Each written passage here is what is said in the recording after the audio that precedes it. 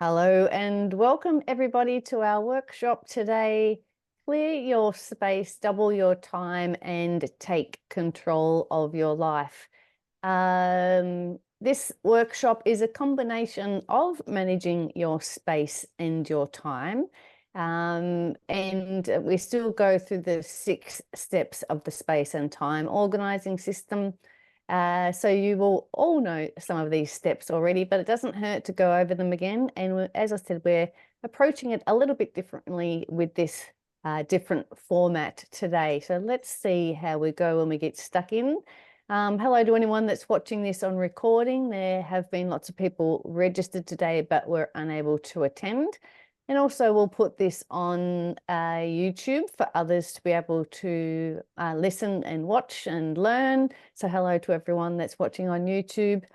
We'll use the chat today, or you're free to unmute yourself to ask questions as you go along if you like. But also on YouTube, you can comment and ask questions, and they come into my email box. I can't get to them instantly, but I'll probably get to them quite quickly if you have any questions along the way. So my business space and time is all about making conscious choices with how we use our space and our time. So it's having a good think about how we go about things and not just doing things because we've always done them that way. And we want to see what we can tweak, what we can update, what we can change for these little systems to improve our daily lives. So it's not just about tidying up for tidying's sake and making it look beautiful. It's making it practical and easy, and for you to be able to support the rest of your life, when you walk out the front door. Have a bit of a think about what your intention is today. Is there something particular came to learn today? Share that with us in the chat, and also let us know where you're joining us from. And yeah, changes of any sort are easier if you've got an intention before you start. We've got some more workshops coming up in the coming weeks, so I'll share those details after our session today. So what we're going to look at here today when we're looking at clear your space, double your time, and take control of your life. Firstly, we'll start with tips and techniques to sort, declutter, and organize your physical spaces. We're going to double your time by identifying important tasks and activities, and make time each day to focus on these tasks. It's so easy to get sidetracked and end up doing something that you don't really need to do. I seem to have found myself doing that this morning on a Facebook binge that I was on this morning instead of doing something else. But it's okay that, there's time still for me to do other things during the day.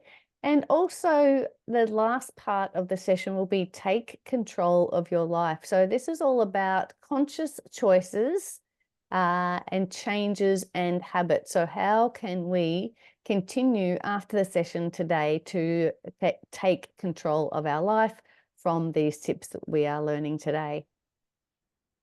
So here I am, Julie Cliff, declutter coach and professional organizer. I call myself a professional organizer when I'm hands-on helping people in their homes, which is what I'm normally doing all day, every day. What have I done this week? Earlier this week, I worked with a client who had the least amount of things I have ever seen. She was minimalist maximum. She had like 5 pairs of pants, 5 pairs of shirts, 5 jackets, a work uniform, the smallest amount of stationery I've ever seen in my life, a tiny handful of paper. We went through a whole 1-bedroom apartment in 3 hours, got rid of about 5 bags of stuff. And I, as I said, never have worked with anyone with such small amount of things. So you just never know. And then you're to the extreme of people with hoarding tendencies. But I just love it each and every day when I'm in people's houses, helping them to work in their space as they want to. There's no right and wrong. Let's figure it out for yourself. And that's who we're talking about today. Before starting my business 10 years ago, I was an executive assistant and administrator for 20 years. So helping people get and stay organized is something I've always enjoyed doing.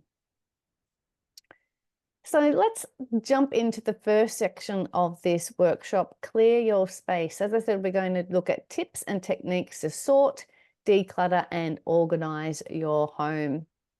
And we'll do this whole session today, as we do many of them, going through the 6 steps of the space and time organizing system. It just gives us somewhere to start, because people often say, where do I start? So let's start by stopping more things from coming in the home in the first place, all the way through the 6 steps. Second step being your commitment to being organized. Third step, sort the stuff. Fourth step is the decluttering step, things you no longer need. Easy storage for your stuff, and then the maintenance tools. That's what we're going to look at for taking control of your life. These things we can do each and every day to help us stay organized. So let's have a look at step 1 and have a bit of a think about, what is the big deal of having too much clutter? Well, my clients often tell me that having too much stuff around us can be overwhelming. There's more to clean, there's more to organize, more to manage, and can be overstimulating. You're sort of looking around your spaces and there's just nowhere for your eyes to rest, and for the rest of your body to rest as well. There just can be too much if there's things all over the place. So that is one good reason for us to get more organized. So as we said in this first step, we want to stop more stuff. We want to think about also the things we put on our to-do list as well. As I said, we're combining today our physical spaces as well as our time. So why do we have so much stuff around us, and why do we continue to put too much on our to-do list? And a really good thing to do in this first step is have a bit of an audit, look around us. Where does all the stuff literally come from? Are you buying too many things? Are people giving you things? Do you have things in your home that came from, heirlooms or hand-me-downs? Or do you pick up stuff off the side of the road or op shops? And when it comes to your to-do list, where do all those things come from as well? The many hats that we wear. There are lots of things we need to do in our daily lives, as a mum, as a wife, as a dad, as a person in the community, whoever you are, and the hats that you wear. But this step is really having a good think about being mindful of what we take on and what we put on the list, and really what is important to us, and moving towards those goals that we want to work towards. Because it really is difficult to make any progress if there is still more stuff flowing in. I work with many people with, a couple of times a week or once a week, and I arrive at the home the next week and they just say, oh, just excuse yourself, walk around those bag of clothes that my sister dropped off for the kids or whatever it might be. And we have to stop what we're doing and tackle that new lot of stuff that's coming in the front door. So this step, stop more stuff, is really about being mindful about what we literally let in the front door and what we put on our to-do list. So we want to be mindful about what we can bring into the house and what we can let go. So some ways that we can stop more stuff from coming in. Have a think about giving, I've listed toys there, but it could be any gifts.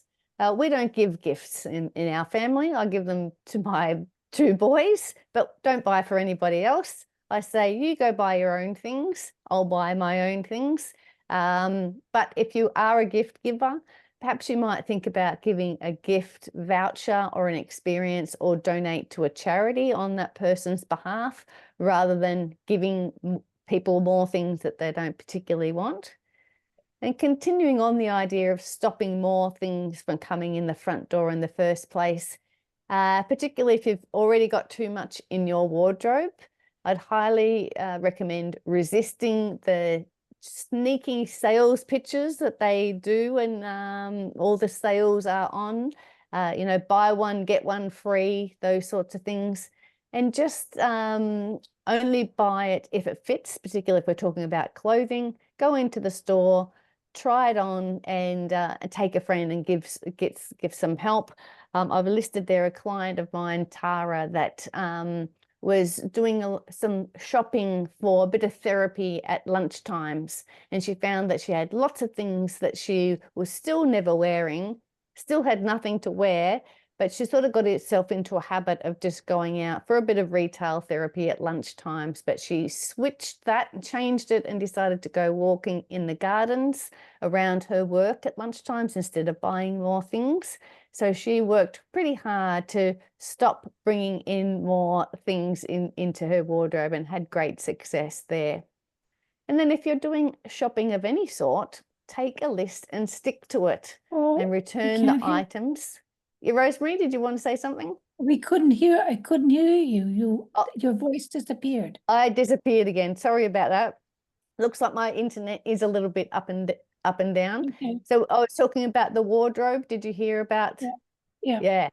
So stopping the buying more things when you get the opportunity to do that, and being very strict with yourself, I suppose, and give some rules around that. And then when you go shopping, take a shopping list and stick to it, and return things to the store if it doesn't fit. So as I said, sort of building some rules and boundaries around what you do bring into the home, with the idea of bringing less and less into the house. And we will want to stop more paperwork from coming in, because I see piles and piles and piles of paperwork in people's homes all the time. Highly recommend unsubscribing to newspapers and magazines that you aren't reading. Limit the number of interests that you're doing at once, like the different hobbies.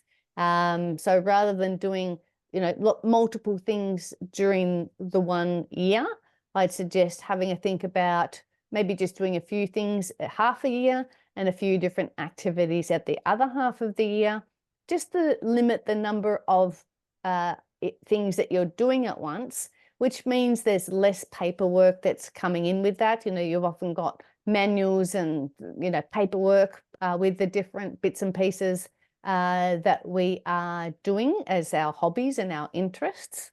So that could be a great way for you to stop more paperwork from coming in. And then if somebody's trying to give something away to you, whether it's their hand-me-downs, whether it's their clothes, whether it's things that the kids have grown out of, or you're walking up the street, you can just quite easily say no thanks, and to really stop more things from coming in the front door. I had a client telling me the other day that she was often given bags and bags of clothes that came from her sister for her kids, and the kids of the family that was receiving it really wasn't the right taste for the kids. So she was going to have a conversation with her sister about, please don't give us more things. We really don't need them. And continuing on the idea of stopping more things from coming in the front door, keepsakes and memorabilia. Maybe you don't have to be the person that's hanging on to your family heirlooms. Maybe somebody else in the family could be the keepsake holder. See if you could have a conversation with others so that your home is not overrun by other people's things. And just have a good think about how much of those sorts of items you're hanging on to. Maybe you could just keep a couple of your mum's dinner set, like, a cup and a saucer or something to remember her by, rather than collect the whole set, for example. So again, just being aware of the things that are coming into the home. I'm sure there's many, many other ways that we can reduce the amount of stuff coming in. We're going to move on to the second step, which is your commitment to being organized. So this is really thinking about the fact that there is no magic wand. I'll share you some tips today for you to use, but being organized really does take time, commitment, focus, and persistence. And today, let's not worry about your other peoples that are living in your house. Let's focus on you. let's get you organized, and then hopefully others will be able to get on board when you are getting yourself sorted out.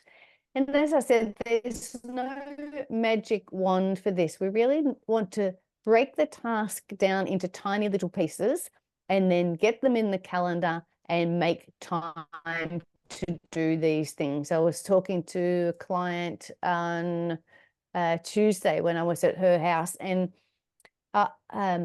she does have a lot on. I appreciate that, caring for her husband, lots of different things that are going on. But to get things done in this way, we really do need to carve out time in our week to be able to get some of these things done. So it might be just 10 minutes, a couple of times a day, if you want to go through even half of your top drawer of your desk, for example, and just starting very small is the only way to be able to do it, little bits at a time. And that's how we work with our clients all the time, is just, bit by bit. We do longer sessions than 10 minutes, obviously. We're there for a few hours, but if you're doing it yourself, get your phone out, set the timer for 10 minutes or 15 minutes, and just have a bit of a go at it. And always leave time for packing up when you're decluttering and getting organized, because you don't want to leave yourself in more mess than you started with. So as I said, let's put this in the calendar, and we'll talk some more about this towards the end of the session. Is all about getting these important times in the calendar for you to be working on these things. And that last point there says, start by dealing with what's in your hands. So that means that rather, it's sort of like the don't dump it, put it away. So you might come home from grocery shopping and get everybody in the household to be able to put the groceries away straight away. Or you might come home from work, you can unpack your lunchbox, take everything out of your bag, put your keys where they should be, your sunglasses, your wallet, and your phone. And also the same with the kids when they're coming home from school, unpacking their school bags. And I'm encouraging my oldest son, who has his own car, that when he gets home from somewhere, grab the rubbish straight away and bring things in out of your car rather than just let it mount up. So I have a little bag, which is right beside me here. I'm going to grab it. Oh, come here, bag, that I carry in my car, things to and from the car every day. So my water bottle and lunch and things when I go to my clients. And then when I'm coming home in the afternoons, I put everything in there that doesn't belong in the car and bring it back inside. So that's talking about dealing with what's in your hands. The idea of don't dump something, deal with it straight away. And this can be a really helpful way of reducing the clutter and start to do these important things that organized people do. Let me have a look at the chat before I go too far away. Christine says, is it available online afterwards? Yes, indeed it is. We will send it out to everybody. So we will send a recording. So I would love for everybody to have a look at that, as well as a recap, or other people that are unable to come along. So yes, we'll email it this afternoon. Julie, my mother had a phrase that she used to often say, Yeah. Everything in its place and a place for everything. Yeah, such a good one, isn't it? And I Yes. love that idea. And I find that people do try to do that, but a lot of the time they haven't set up that place in the first place. Yes. So that's something that we work with them to find where those permanent homes are going to be for someone. And hence they've just sort of dumped things around the place because that place that you're talking about has not been set up. So yeah, thanks for the reminder about that. These permanent homes are so important for our stuff. Yeah, thank you.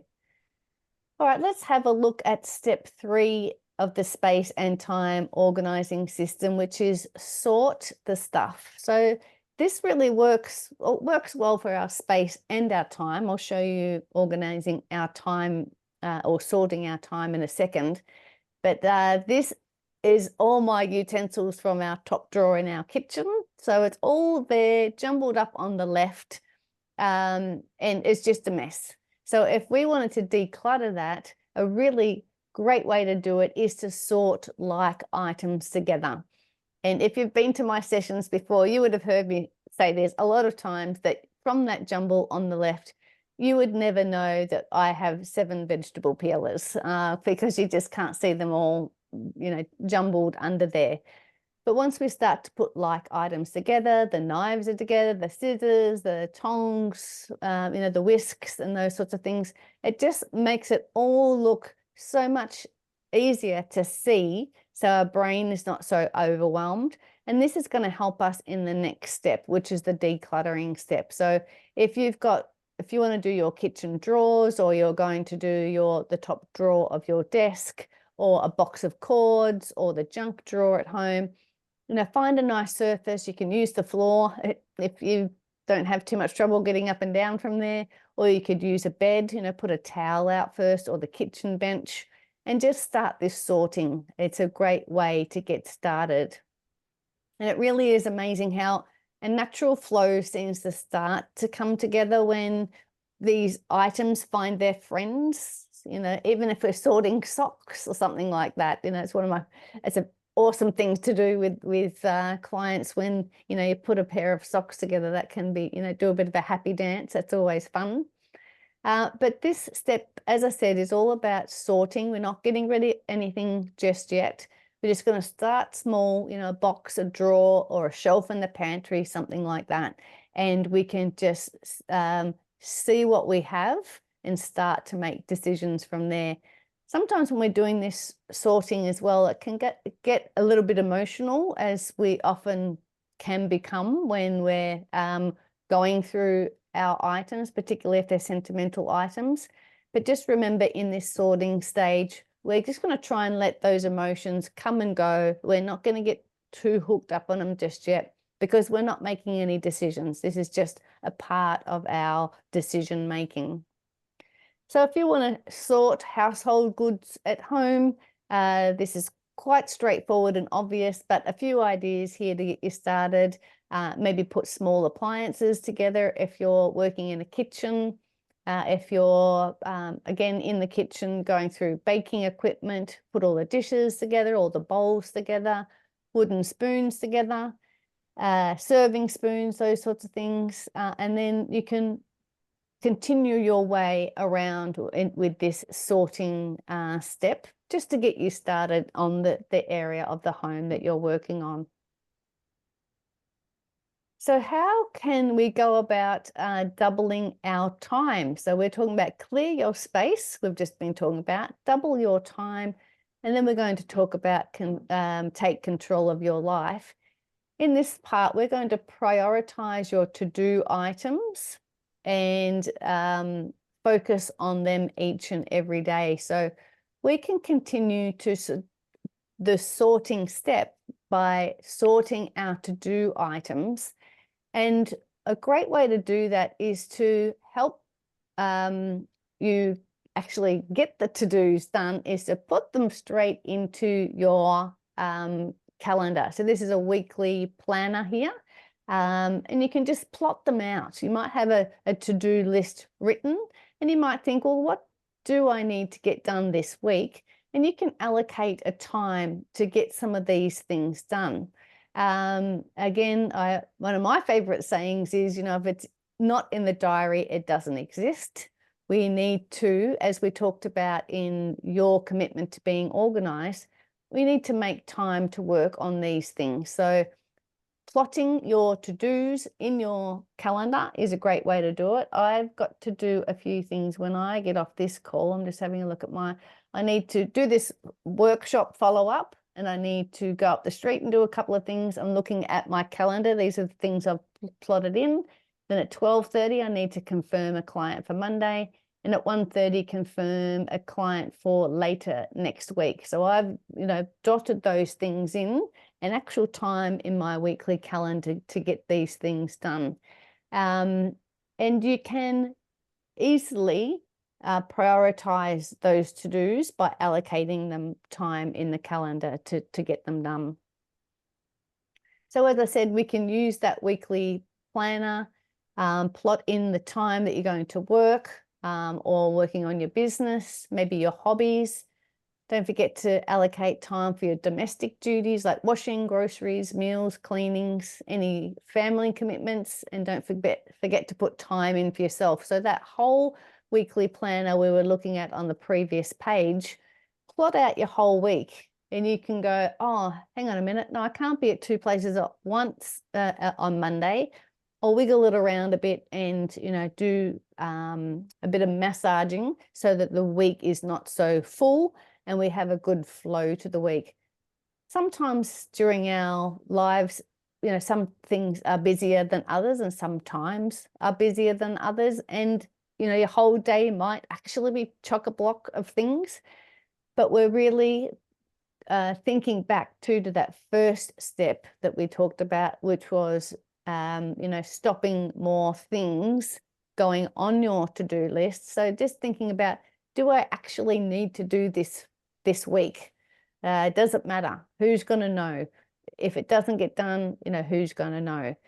So have a think about and use this planner to plan out some time. And Mary Lou has put the link in the chat there if you'd like to download a copy of that, and we'll send it out with the recording as well. So we're sorting the stuff into order to help us decide what to keep in our calendar and what to just cross off. One of my favorite things to do is when I'm working with the client is, you know, have a look at the big long to-do list and just get a big fat texter. I've always got one in my pocket. And there it is. And just cross things off, you know, or postpone it to next week or postpone it to the week after. Or no, you don't really have to reply to that survey that MailChimp sent you to ask how your experience is. You know, that precious few minutes could be spent doing something else. So get the Sharpie out and cross things off your list that you don't need to do at the moment. So as that second point there says, sort your to-do list in the same way so you can be focused on what's important to you. Clear focus on the physical stuff and your to-dos help you stay on track and in control of your life. So as I said, all of these steps that we're talking about here so far in the space and time organizing system, the first 3 steps is really getting our mindset in place for us to be more organized, have less stuff, have less to do, and more focus on those important things. So we're, you know, really working up towards this next step that we're going to be talking about, which is the decluttering step, but by being really focused on those important things to you. So let's have a look at this 4th step, things you no longer need.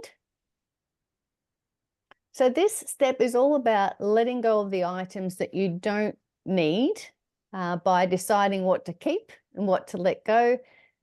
A good place to start to let things go is to let go if you have multiple of something. If I lived in a smaller house, or, you know, when I go camping or something like that, for example, I don't take 7 vegetable peelers with me then. I could let go of some of those vegetable peelers because I've got multiple of them. And the same way, the same thing can be used if you've got, you know, many pairs of jeans or many pairs of shoes. You could set yourself a bit of a boundary or a limit as to how many pairs of shoes you want to keep, how many towels, how many sheets, how many doona covers, how many spare pillows, and really set those boundaries up and let go if you've got more of them than that number that you set for yourself. So this decluttering step, things you no longer need, is letting go if you have multiple is a great place to start. And another way we can let things go with a little more ease is to thank the item for its service. This idea has come from Marie Kondo and her KonMari method. and she popularized this as far as, you know, it might be this, where's my pineapple? I've lost my pineapple. Let's talk about this little container instead. I've got a pineapple I usually talk about, but if I didn't need this anymore, you know, it's too small, doesn't work for me anymore, I could say to this little container, thank you for your service, and donate it for somebody else to be able to use it. So it's done its time with my family. It's done its service for my family. I could thank it and I can pass it on to somebody else. And you can do that with anything in your home. You could still feel quite an attachment to it, but it's run its course. You know, we don't need to hang on to things past their, you know, good delivery of service to us. We can pass it on. Or another way we can make it easier to let go of things is to take a photo or make a video, so that you've got a bit of a memento of it, a record of that item. But don't forget that your memories won't vanish when you let go of the item. You know, we keep our memories in our minds and in our hearts. Yeah, memories of the person that the item belonged to, or the good times that you had, for example. But we can still keep all of those things when we let go of the item. But if you are a little bit worried about forgetting, or you really do want to sort of honor that person or that object, take a photo or a video of it. And this is an example of that. This is our kids' artwork. This would be probably 15, 16 years ago, maybe even more, when my kids were just sort of starting school. We had this wall, there's things would go up on there for a week or two. I'd take a photo, and then all the items would probably go in the recycling. We might have kept a couple of things. I often say on these sessions that this is all, I'm trying to get it, this is what we would keep for our kids' stuff each year. This has got their school reports, school photos, any awards, any of their artwork, any of their schoolwork. This is A4 thing, so we don't try and keep too much. It is still a lot, but we try not to keep any more than that. But we've got some photos like that one there of the artwork. If you're going to do something like this at home, I'd highly recommend you put the kid in front of it and take a photo with the kid in the photo. Your grandkids, or, you know, whoever the artwork belongs to, or yourself, when you're keeping these memories. But this is a great way to capture it. All right, here's some other ways to make it easier to let things go. You know, ask yourself some of these questions. You know, when was the last time you used it? Was it 6 months, 12 months, a few years? Again, set yourself some boundaries as to how long you hang on to things for. If it's clothing, you know, try it on. Does it fit well? Is it the correct size? Is it damaged? Does it make you feel itchy? Does it get too close around your neck? Is it too tight around the tummy? You know, be honest with yourself and thinking about whether you're going to wear it in the future. We're looking at right now and the things that are working for you, not when you were 15, not you know, when you were pregnant, or when you were this, or when you were that. We're looking at right now, your clothing that's suiting you well. And how about, you know, do you like it? Or was it a gift? Somebody gave you this particular thing and you're feeling like you should hang on to it because somebody gave it to you? Or does it give you bad memories every time you look at it? Maybe that tiny little dress in the back of the wardrobe makes you feel really bad about yourself because it's so tiny. You know, be kind to yourself, let it go for your own mental health.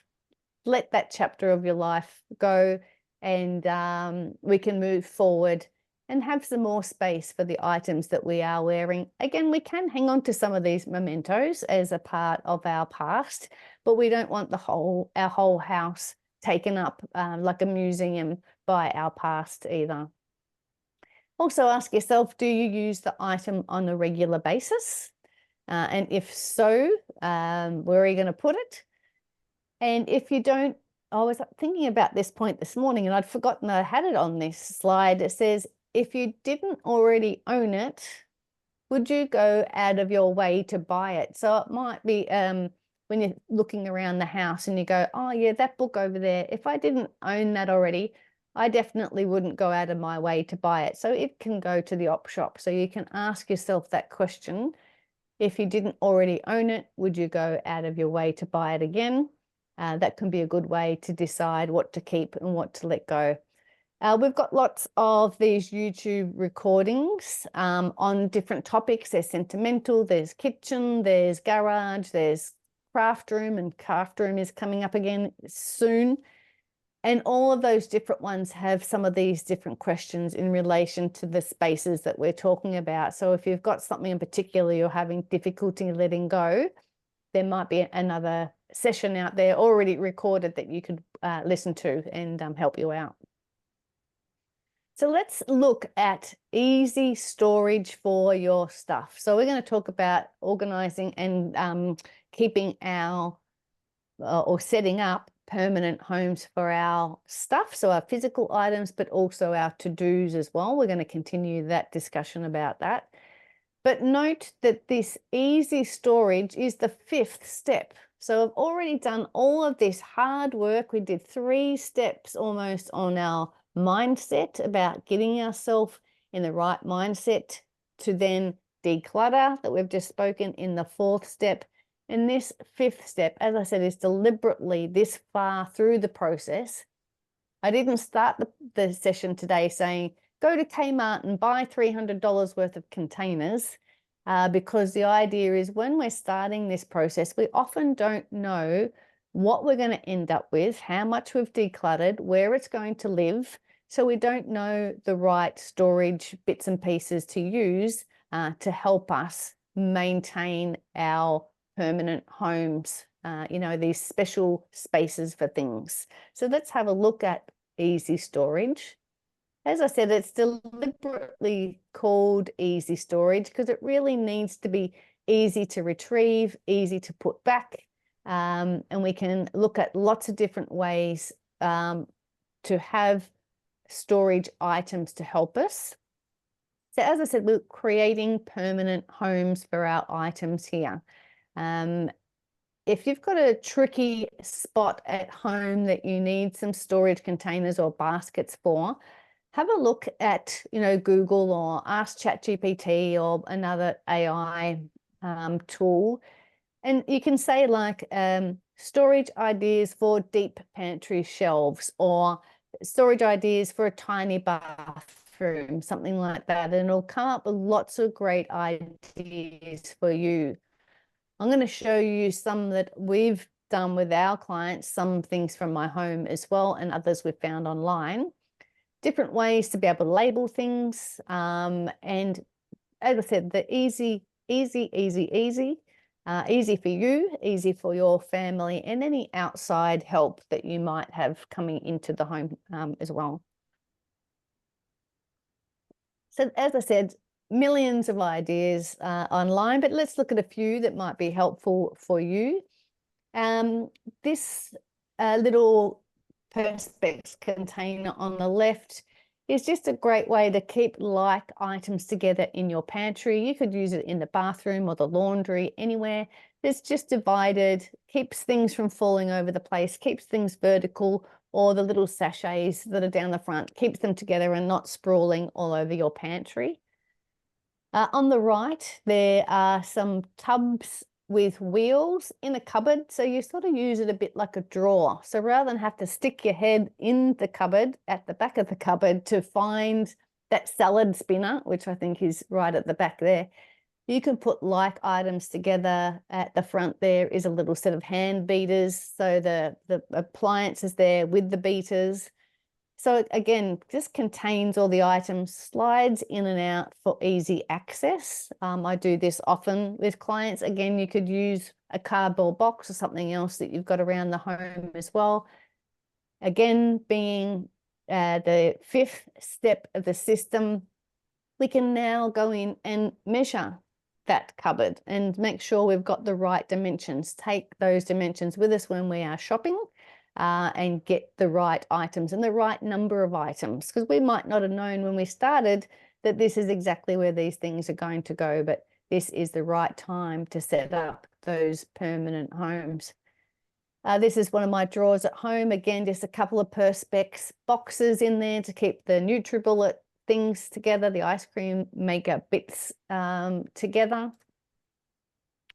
Just some little compartments in a drawer can make finding your sticky tape or your scissors or your glue or whatever that often goes missing, makes it easier to find in here. And then some simple labels. This is my pantry at home with Tupperware, rest in peace Tupperware. But any plastic or glass containers like this, easy little label on it, and you know, just looks neat and tidy.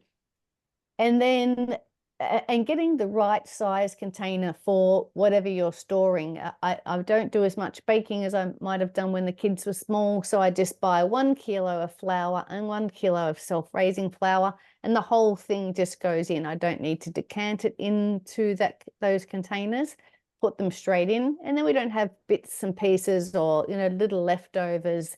There's none of those little leftovers making a mess and looking untidy in your pantry. So be aware when you're doing this storage in a pantry, have a think about how much of a food item you use, and then buy your containers based on that as well, and how often you do the shopping.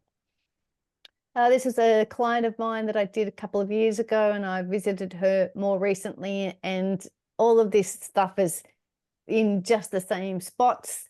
So she decided to label the shelf, not the container. So there's a tub for sauces and jars. Oops, sorry, didn't mean to flick through. Pasta and noodles, etc., rice. So these containers are called pantry drawer with handle. We can get them here in Australia. Not sure if they're available elsewhere, but I do love using these in the pantry, particularly if it's a little bit deeper. Pantry drawer with handle. Again, cardboard boxes would work fine, or you can just line up things like little soldiers behind those labels. You don't actually need the containers. And again, the less stuff we have, the easier it is to manage, particularly in a pantry. Looking at storage for our stuff and photos, that could be a whole other workshop session, but you can make photos into a beautiful coffee table book like this. Could be a great way to store your photos.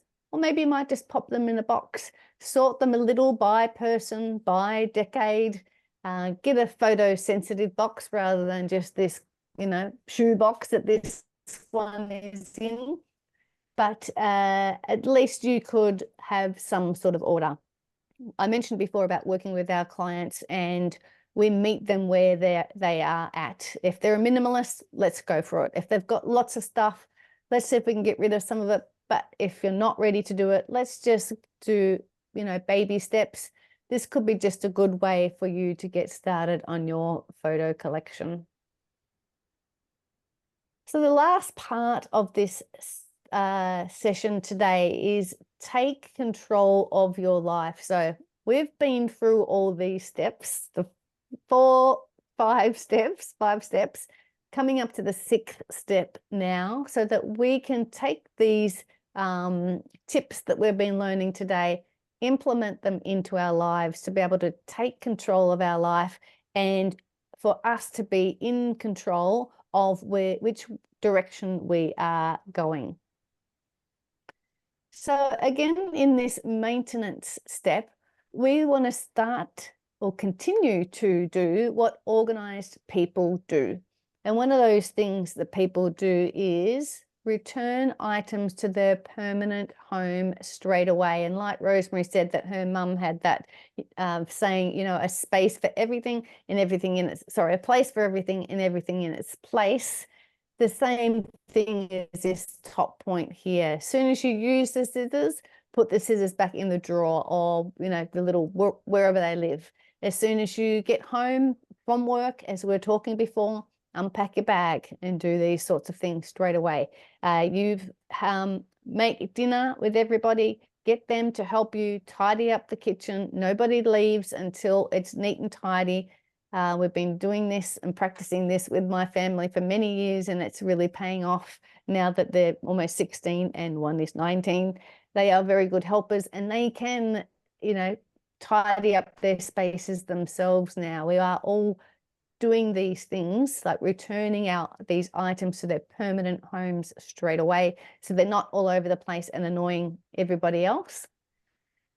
But thinking as well about your energy levels, you know yourself. Choose the time of day that's going to suit you and your energy levels to work for you. So if you need to do some decluttering, some organizing, or sitting down and doing your to-dos, schedule that in your calendar for the time that's going to suit you. I'm a very early morning person, maybe not very early, an early morning person. I woke at 5 this morning. My alarm goes off at 5:40. Up and about doing things. But please don't ask me to do too much after about 8:30 at night, because I start to wind down. But you might be a bit more of a night person or an afternoon person. Schedule these decluttering and organizing times for you, and a time that's going to suit you well. And as we were saying before about planning out on that weekly planner, you know, have a look and see what you've got and move some things, massage some things to suit you and your energy level. The last point on this slide is be accountable. So share your decluttering and maintenance journey with a friend and update them frequently on your progress. I actually did this with the client last week. She messaged me Friday and said that she was, you know, wasn't sure where to start and what to do. And I said, okay, well, we had a conversation, and then I said, how about you check in with me at 3:30 on Monday and give me an update on how you've gone. And she did that, and she got quite a lot done. She was quite stuck when she contacted me Friday, but she got a lot done because she knew that I'd be expecting her message on Monday to give me an update. And I actually got her to keep me accountable as well. We'd had a really busy week the week before. And so my island bench, my kitchen bench, kitchen countertop was not looking as neat and tidy as I might like it. So I said, well, I'm going to send you an update on how that looks at the same time. And I did, and I got the work done, and it looked awesome. So having somebody keep you accountable can be a great way to help you get some of these things done around the home. So with our maintenance tools and this idea of taking control of your life, use your calendar, use your online calendar if you've got one, or use your phone, use alarms to remind yourself to take action when these little alarms go off. So if you've set 10 minutes each morning at 10 o'clock, have a little thing that goes bing and go, oh yeah, the bing, I better go and do that thing that I said I was going to do. Or you could just carry around a little card to remind you what you're doing. I've got a few ones here. This one I wrote down, it says, I don't want to spend any energy on stuff. So maybe you might carry that around, why this is so important to you. Or this one, there's a goal. I can find what I want in 30 seconds or less. So again, carry that around with you or hang on to it. Put it somewhere you can see it when you're doing your decluttering to remind you to stay committed and be organized and stay focused, because we are talking in this step here, this part of the session with these maintenance tools to take control of your life. Because if you don't take control of your life, somebody else will come in and start telling you what to do, and you might get a bit sidetracked. So today we have done an audit and had lots of check-in points on how we want to use our space and our time. So that's really all about making those conscious choices about what to keep and what to let go, particularly with our surroundings. You know, we want to set up our home to support us. So if we want to do more exercise, maybe we might declutter and organize a space in our spare room to do Pilates or something like that. Or we might declutter our pantry because we want to eat some more healthy food. So we might go in there and take out all the unhealthy things and donate them to somebody else. So it's all about setting up these systems at home to move you towards these important things. And also throughout the session today, we looked at sorting like items together to be able to help us to decide what to keep and what to let go. And that really does help loosen our grip on our stuff when we can see things, sorted out and set out more orderly. Lets our brain be able to process it. And then in the step just recently, we're talking about setting up permanent homes, those special spaces for our things. And then in take control of your life, in the maintenance tips, we were talking about continuing to do these things each and every day, continue to do things that organized people do and, make the time to do it. So let's use our stuff to bring us closer to the life that we want rather than too much stuff getting in the way of a life that we want to live. So our session, we will have a little bit of time at the end if anyone's got any questions, if I missed something or anything specific you want to ask. 2 weeks' time, Declutter Your Craft Room. We'd love to see you online for that session. Just note that we start daylight saving the week before that date.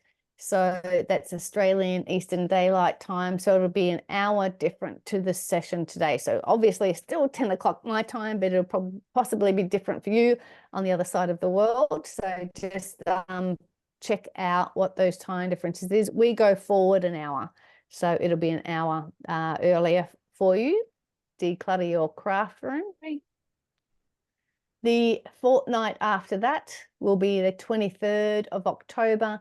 Tackling doom boxes, how to break the habit of stashing and dashing.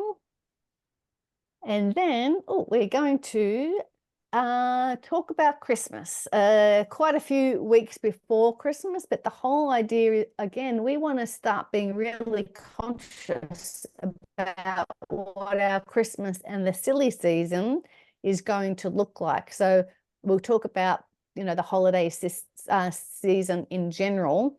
Are you going to give gifts? Are you not going to give gifts? Are you going to host at Christmas? Can you go somewhere else? Let's, again, be really conscious about how we use our space and our time and take the silly out of the silly season. Just for coming along today, we'd love to have a 15-minute chat with you if there's something specific that you would like to ask. Mary Lou is dropping all the links in the chat and we'll send them out this afternoon with the recording in an email. But if you're not quite sure on something or don't know what to do next, let's have a chat on Zoom and get you sorted out and moving forward. So that's my email address there. Let me unshare and I'll just double check the chat that there wasn't anything else in there. So yeah, the links are there for all the workshops and then to book in a clarity call. And Myra says, I find this step not so easy as it means buying more to organize, but that's a lovely finish. Yes, you're right. I hear what you're saying. The the permanent homes, the storage step can be a bit tricky, but we can just use what we've got around the house as well. Like I said, a cardboard box or a container or, whatever you've got, jars. So yeah, whatever you got around the place. Any other questions before we wrap up? Thanks for coming. Oh, Dola's got her hand up. What would you like?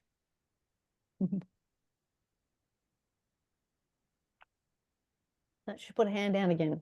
Maybe she changed her mind. Thanks, everyone. Dola, Christine, Meryl, Anna B, thanks, Rosemary, and thank you, Bill, and Myra, thank you, and my awesome assistant. If you think of anything after our chat today, send me a message. As I said, we will follow up with an email today. Look forward to seeing you at the next session in a couple of weeks. Awesome, great to see you. Bye for now.